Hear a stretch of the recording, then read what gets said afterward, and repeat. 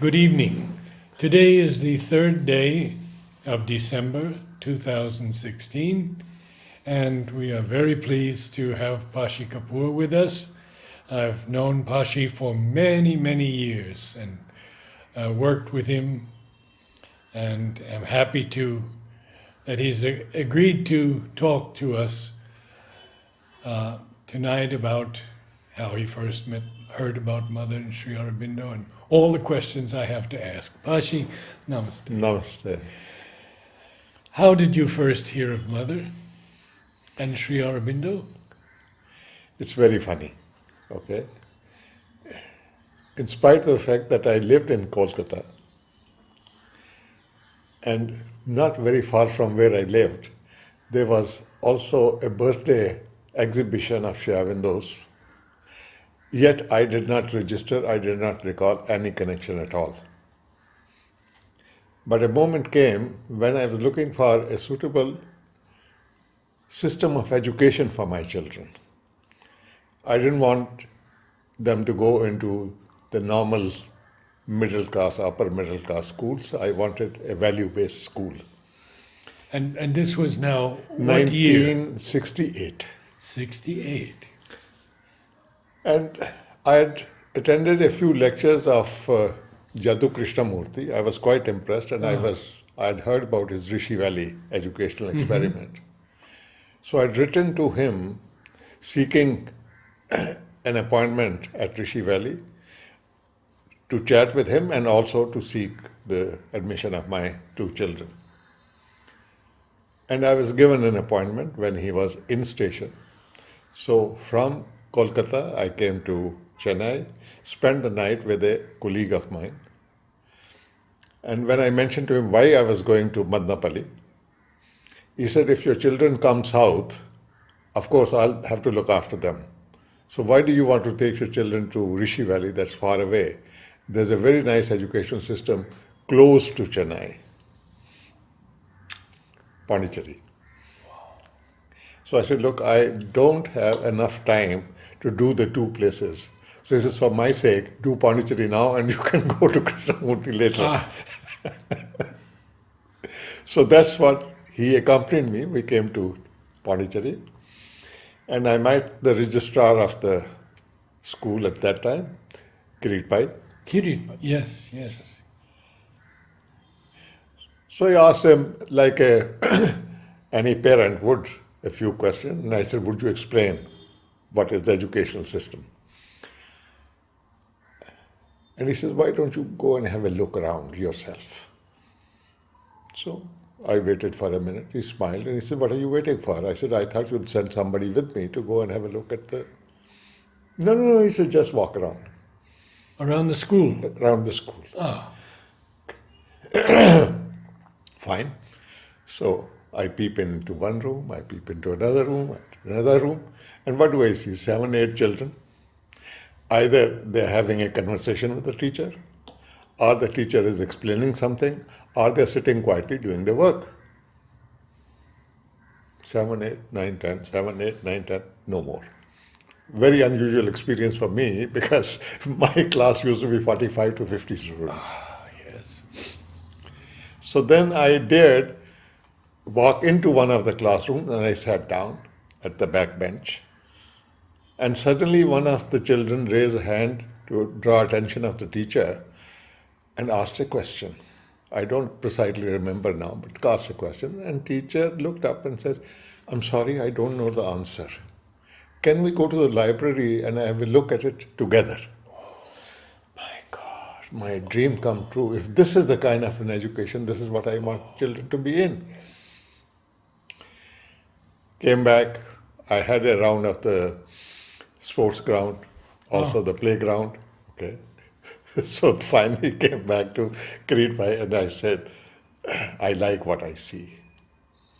So I have 2 children, one is 8, another is 10. So I would like them to be admitted to the school. So he pulled out 2 forms and gave them to me. So I said, what are the fees like? He said, there's no fee.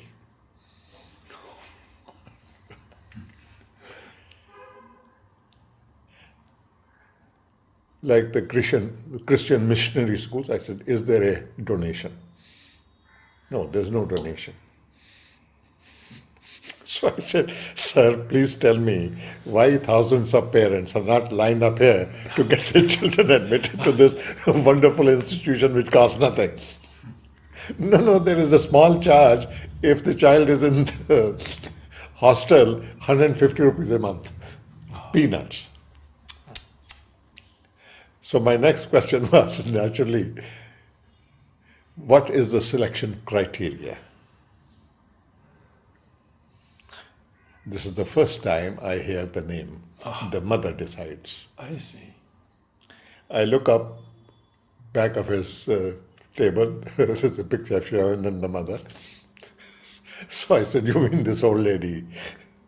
So he nodded his head and he smiled. I said, well then, I wonder, I think you are grown up enough to be able to take decisions on the educational policies yourself. Why this old lady has to be bothered?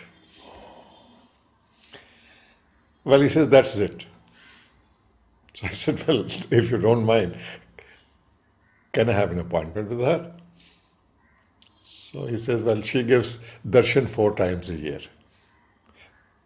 Frankly, I thought I've come to a madhouse.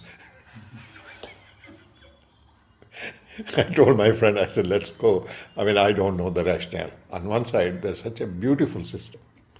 Also, the supporting activities, physical activities, and so on. So, but I saw. Oh, you saw that too? Yeah. Mm-hmm. And yet, I mean, there's an old woman who sits there quietly, sees public 4 times a year, and she has to decide who has to come and who has not to come. I said, it doesn't make any sense to me. So, he was a devotee. He was very upset. Of course, my remarks were not very polite. Friend. Yeah. Yeah. Your friend was a devotee? Yeah. Okay. So he wanted to go to Samadhi, asked me to come with him. I said, it's your problem, not mine. I wait for you in the car. So you go and do your thing and come back. And poor chap was getting more and more frustrated with me. I don't blame him now as an afterthought. But at that time, I couldn't care less. Then I suddenly felt that I have gone a little too far. So I said, look, I'm a bit confused, to be honest with you, and that's why my remarks. I can't relate rationally between the two. Mm-hmm. Okay. So is there something I can read about it? So he took me to Sabda. So Nawaz's younger brother was in charge at that time. Mm-hmm. What was his name? M, started with an M? I was trying to recollect. It will come back and I'll tell you.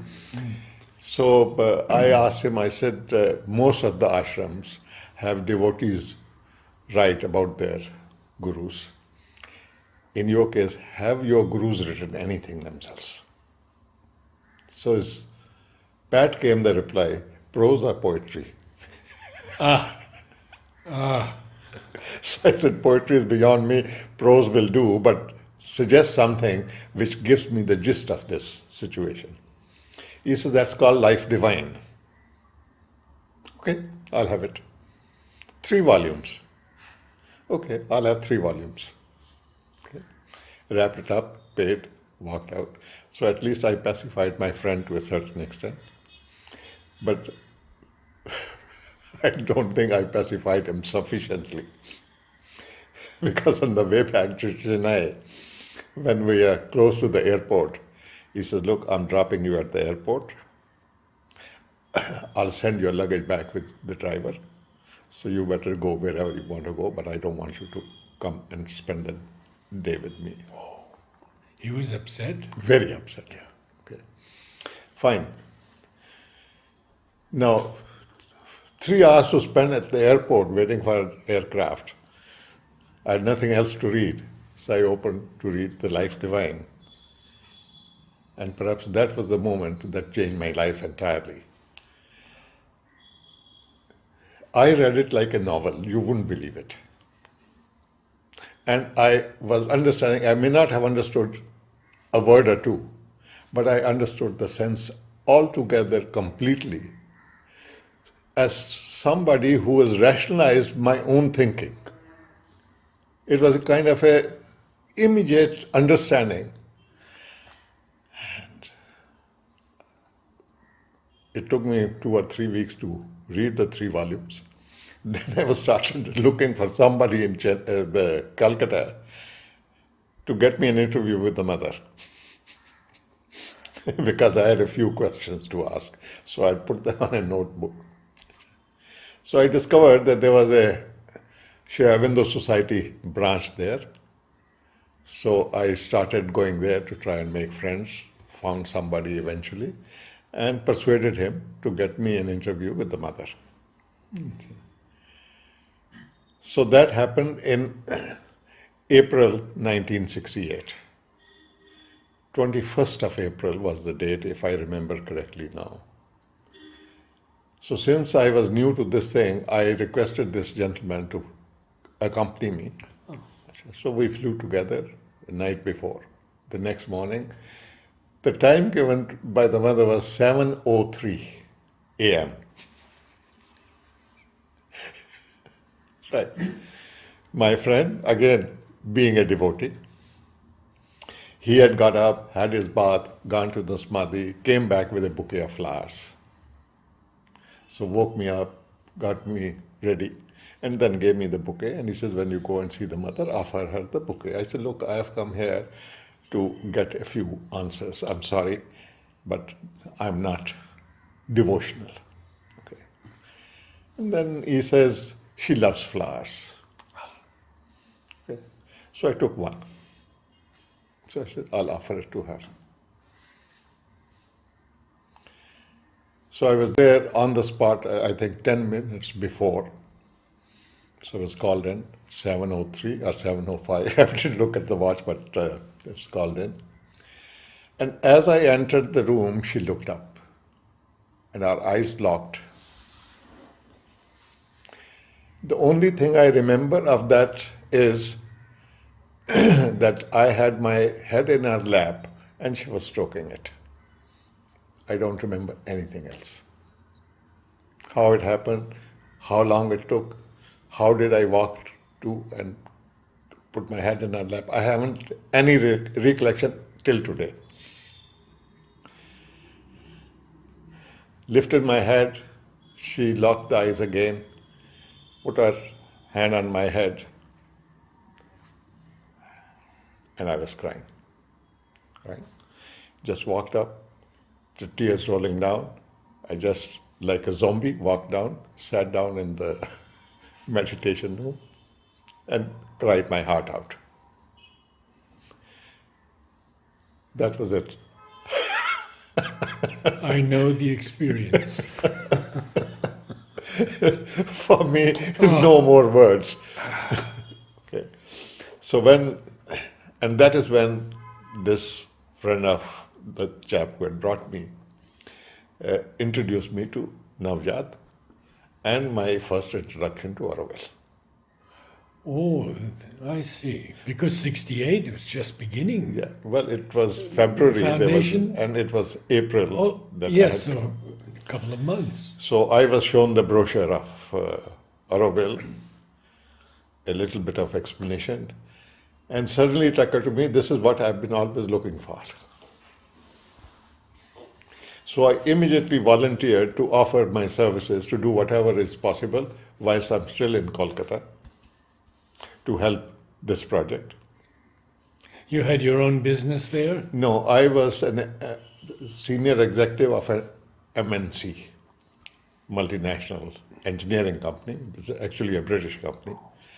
And I was the director and chief executive at that time. So they were planning to construct Bharat Niwas at that time. So I was asked to go and see Shyam Sundar.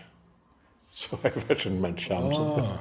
So he says, look, we will be needing steel. And there was at that time a restriction on steel. There was a committee that allotted seat to various projects and so on and so forth. So I was asked if I'll take up that work. And I discovered that that committee that used to meet had their offices in Tata's building, which was in the same street where I lived. So for me, it was convenient, and I knew some people in Tata Steel anyway, and therefore I accepted. That was my first task for the mother. And then I started coming regularly, till it happened that I was here virtually every month for a week or 10 days. What about your children? I forgot them. I forgot them. And I was keen to come to Auroville. So I started through Nawa, requesting mother to give me the permission to come to Auroville. And once or twice he also took me to the mother to make a personal kind of a thing. Till my birthday next year, which incident I mentioned to you, Yes. and if you like, I will Yeah, please tell that repeat experience. it That's again. wonderful. Because I had written to Nawa saying that 8th of March is my birthday and I want to come for my first darshan. Okay. And Nawa wrote back to me saying that mother has not commented on your request. So I was a bit taken aback, and I telephoned him and I said, will you please again make a request? Okay. So he used to regularly go to her in the morning. So then I telephoned him after a few days and said, she says, come on 27th of March. So I was here on 26th to be ready to go to her on 27th of March. But I was a bit curious at that time. So when I went back, my mother was still alive at that time. So I asked her, do you remember the date I was born? She says, I remember the time, I remember the year, but the date was of Indian calendar. So I started searching for somebody, these people who tell fortune and so on and so forth and write your... So finally I found somebody who said he knew how to correlate the British calendar with the Indian calendar, and it turned out to be 27th of March. For me, it was a miracle. And I started relating my birthday from then onward to 27th. And then I again renewed my request. Can I come to Auroville? And her answer was not yet. So that was the first time positively she said, not yet. Do you remember something of your birthday going No. to mother? Again, same thing. You see, I used to go absolutely blank. Unless she broke that spell. I mean, I always felt under spell. Nothing to say, just to stand humbly. Then I asked Nawa, why mother is Not yet, yeah. that? What does it? She says, who knows the mother's ways? Fine. I carried on. I mean, whatever work was allotted to me, out of that was also to collect monies on behalf of Shri Aurobindo Society to bring it here for Auroville and so on and so forth. So my frequency was there once a month, 7 days, 10 days, 7 days, 10 days. And since I had a charge of a company where I didn't have to account for my time, this was absolute privilege I misused, if I may use the term.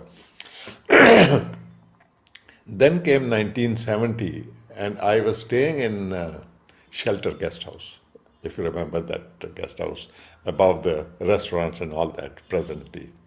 Okay. And I sat down and wrote a project. Because I had understood by that time that ashram-related organizations, besides Shri Aurobindo Society, had a number of centers all over the country, like study circles. I, being a vital person, I felt that these study circles should be put to some kind of an activity in the form of Karma Yoga. So this was a 28-page program that I wrote. and gave it to Nava to present it to the mother and see whether she would approve of it. And then I went back, and after about a month or so, I received frantic calls from Nava and others that mother wants to see you. Come immediately to Pondi. So the time I got the information was late at night, but anyway, the next day I flew to Pondicherry, and the day after. And in the meanwhile, I was asking Nava, what does she want? And she said, no, that, that project that you wrote, she wants to see you about it. This is what year? 1970. Okay, 70. Yeah. Okay, so what does she want to know? What has she asked? Simply said, call him. Who has written this? Call him.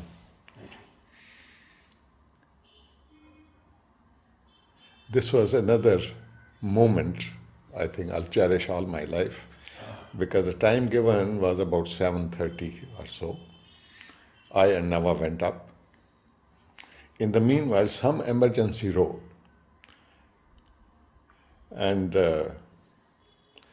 mother had to call a meeting with Nalini and one or two others. So I was given a signal to go, so that this meeting could be held. So I was just leaving, and mother looked up and she raised her hand, asked me to stop. I just stepped back into the corner, just concentrating on her. I don't know how long it took. When the meeting was over, Nava went out. I said, but somehow or other she gave me that privilege darshan. And I don't know how long it took. That meeting was over. She called me. Then Nava was also called in because she spoke in French. So Nava said he doesn't speak French. Okay. So she asked me, what shall we call it? No discussions. So I said, the thing that came to my mind, I said, Auroville service. She asked for a sheet, A3 sheet, RO service with the blessing packet. That's how RO service was born. I see. Later on, Sushila told me, it was Nava's secretary at that time, that she had made number of comments on the margin, and she knew exactly what was the purpose. So Nava, there may have been many faults with him, but his faith and trust in mother was absolute. You know what he did? He gave me a power of attorney completely for Shri Aurobindo Society and Auroville, and made me the director of our service. I see. Absolute power of attorney to buy and sell, to open accounts, to do whatever I wanted to. Only Mother's grace could have done that. I could say that from my side, I never abused it, except once. That is when there was a dispute between the society and Auroville. He had pulled back all his resources from the... I created a trust called Auro Service, the Auroville, to support the Auro Future, Lavanya, the Auroville at that time. And it was under that trust that we took up the assignments of Salem Steel City, of Kudremukh Iron Ore, Vijayanagar Steel, and so on and so forth, to get the Lavinier running. While part of it went to Puttus for maintenance and things like that. Okay. Now this gave me a little more close contact with the mother, because now allowed me also to report on my activities to the mother. So every now and then when I came, what I had done in Bihar, what I had done in Orissa, what I had done in West Bengal, Assam, because that was the area I was initiating and things like that. Yeah. And that is when she became familiar with my name, I mean, she started calling me by name. Before that, I was just a person.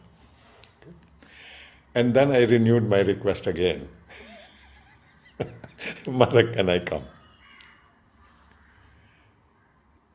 And she asked me in one of these meetings, why do you want to come? I've given you an assignment, and it is better that you nourish it from outside.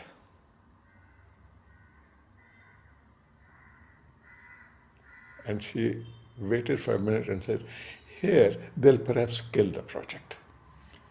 Here? Perhaps they'll kill the project. Oh.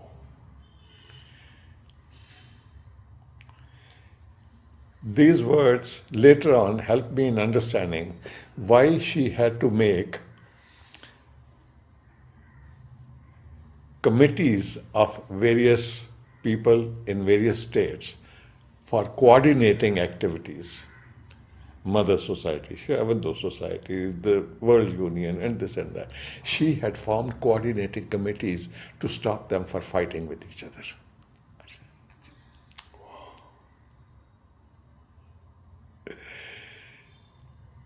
Much of this is very new to me. Now, I must ask about your wife and children again. Okay. Now, so when I asked this question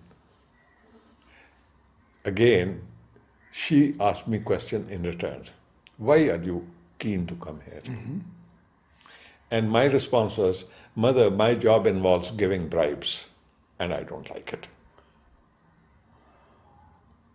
She looked at me, and she had the habit of holding your wrist. Okay, held my wrist and says, so you are a superior being. It was always like this. Okay, no more questions. Then I discussed it with Nama, because he was my contact at that time. So he raised the question. He says, how about your wife? She's not been here. So don't you think that this could be the problem? So I talked to my wife and I said, next time I go to Pondicherry, please come with me. So there was vacation in the school, so the children also came. So she spent some time here, looked at the things and all that. And then she says, you take the children back. I mean, Anjali, my daughter, was at that about 1 year old. So she says, Anjali, I will stay back. So you can take the children back, the boys back. So I was very happy in a way, and she got a job to look after the seaside guest house. They had just purchased the property. I see. So she was the first caretaker. That was the old seaside guest house. That's right. Okay. Now, on my usual visits, I'll ask her, when do you come back? Do you want to accompany me? No, not for some time, 4 months. I felt happy. So I telephoned her and I said, why don't you write to the mother to ask for the children to be admitted in the school? All the children? 2. Well, the 2 boys. 2 boys, that Vinny and Naveen. Yeah. Okay. And she telephoned me, yes, mother has said yes. I didn't think twice. The next morning, the same friend who had brought me first to the mother. Originally. Yeah. Mm-hmm. I bought a ticket for him and for my children. I said, take them to Pondicherry. So for me, my prayers were answered, and I'm sure that next time she will say yes to me. Now, this was in 72. No, 71. 71. Okay. And then when I come here, I'm waiting for the children to come from the school. And I'm not asking my wife, but I'm just anxiously waiting. And then I suddenly had to ask, where are the children? Oh, they're in Auroville.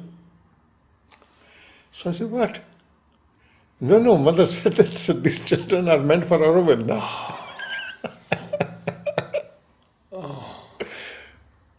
So this was another step towards Auroville.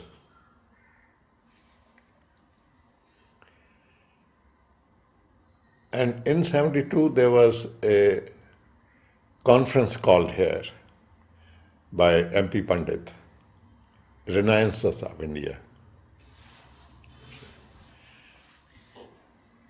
And I felt that this was an opportunity perhaps to talk to all these groups of ashram oriented to see if they can come on the same page.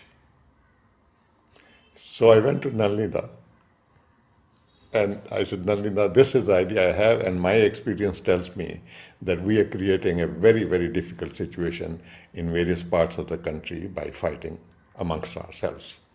And all coming from in the name of ashram, it doesn't augur very well for. Okay. So he says, Pashi, you can try, but all these young people are incorrigible. This is the word he used, incorrigible. But mother's blessings are with you. I mean, he never said my blessings. He always mother's blessings with you. Go and try. So I went first to Madhava. So I said, I have spoken to Nandita and he feels that it's a good idea that before the conference that at least we should get together and have one common voice. He said, it would be a good idea. Yes. Okay. Udar, yes.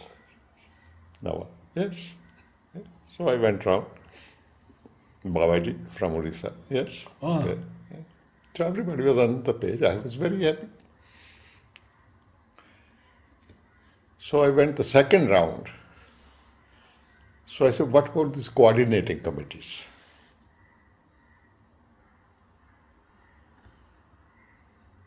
What do you mean?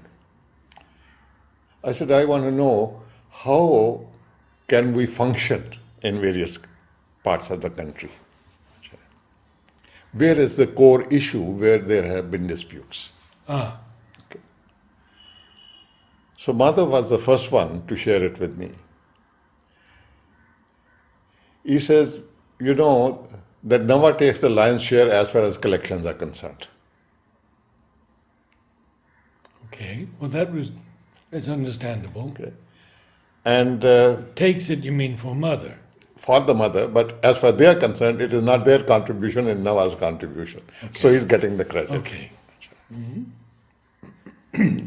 So I said, well, why not we work out on a formula that everybody gets equal kind of opportunity, that whatever is collected by the state's units is through the coordinating committee, where the 50% remains with the service or the branch or the unit that is responsible for bringing the contribution. 50% goes to the ashram, where 25% goes to the ashram kitty and 25% goes to the Auroville. Yes, fair enough. So I went round. Will Nava agree? This was everybody's question. Finally, They told you directly. Yes. So finally, I went to Nava and I said, this is what I've been doing. And the question is, will you agree? Oh, this is all what they want. Yes. Okay, went back. Because what happened was that when I went back to Calcutta, now I was known to be associated with the ashram and Auroville. So I was being invited to various functions.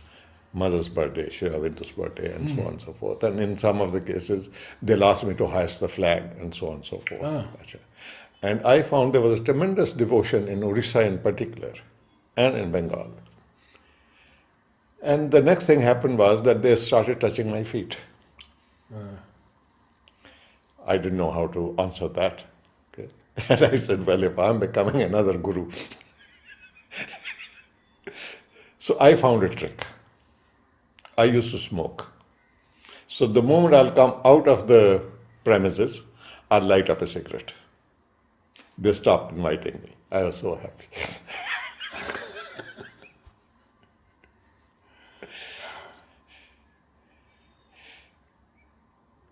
In the meanwhile, my wife finally went back,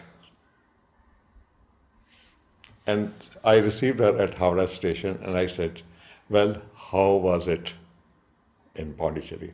I never want to go back. She said that. And she cried and cried, never want to go back.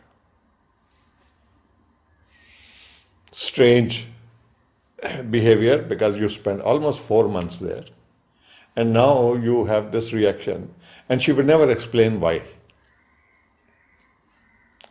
I didn't pursue it further, but I thought perhaps this is the reason. My mother saw that she was not ready. So in her own knowledge, I mean, she would know, this was my belief. Okay. So when she's ready, we'll go. And on my side, I was getting a little desperate, to be honest with you. Because in the meanwhile, 72 centenary year, by chance it so happened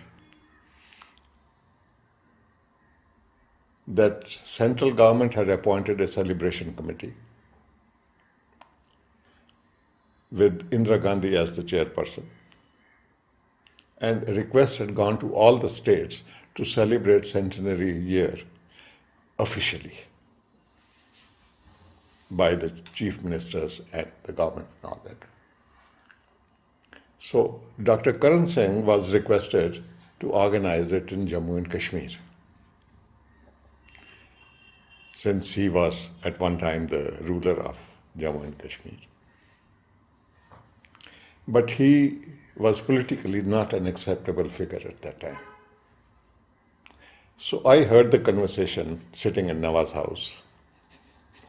So I said, if you don't mind, can I try? Do you know anybody in Srinagar? I said, no. Well, I'll find my way. For Nawaz, it was very convenient because I was not asking for any travel expenses. I was not asking for any funds, and he says anything is worth trying. Okay, so I was taken to the mother, and he is volunteered to organize the celebrations in Jammu and Kashmir. So mother gave me the blessings, and I went to Srinagar to meet the chief minister. Didn't know anybody there at all. But I had good offices of Talwarji. So he had more or less briefed all his branch managers that anybody coming from the ashram needs help, give it to him. So I used Raj Talwar's name to the State Bank's manager there. And I said, well, I'm new to the place. I want to meet the chief minister, but at the same time, I want to meet some prominent citizens also, if you could help me. So he mentioned a name and telephoned the person and said, somebody has come from Sri Aurobindo Ashram and he would like to speak to you. So these people, it was a Punjabi family, but settled in Kashmir, Sethis. So they had the Northern Railways concession for because at that time there were no railways in the Jammu and Kashmir. So they had the concession to transport the railways materials and so on and so forth. And very prominent, very well known. One of the daughters of family was married to Biju Patnaik, the chief minister of Orissa. So they welcomed me, and they asked me not to stay in the guest house, but instead come and stay with them, which was very kind of them. And I told them there's a problem, and they said, well, it is very difficult because I don't remember the name of the chief minister anymore. He was called he was called the Prime Minister of Jammu and Kashmir, not chief minister at that time. So I took a taxi and went to the place that he was living in. So I requested at the guard room to meet him, but gave the purpose. So they sent my card in, and I got a response that he's not feeling well. Come another time. And I was debating in my mind what to do. Go back to Delhi, go back to Calcutta. What shall I do? In the meanwhile, I heard a very urgent conversation between the guards. There was kind of a movement. I said, "What is happening?" "No, our Prime Minister is going to Delhi." "Not well, he's going to Delhi." Came and sat down in the taxi and waited. So when his car moved, I followed it to the airport. This is the adventurous part of it. I was lucky to get a ticket in the same flight that he was flying. And once the flight took off, the person was sitting next to him. I requested him to give me the seat because I have a few words to speak to him. And I sat down next to him and I said, "Sir, I had come all the way to see you in the morning, but I was told you were not well, and then suddenly you have to go to Delhi. This is the purpose that I have come for, and I needed your help."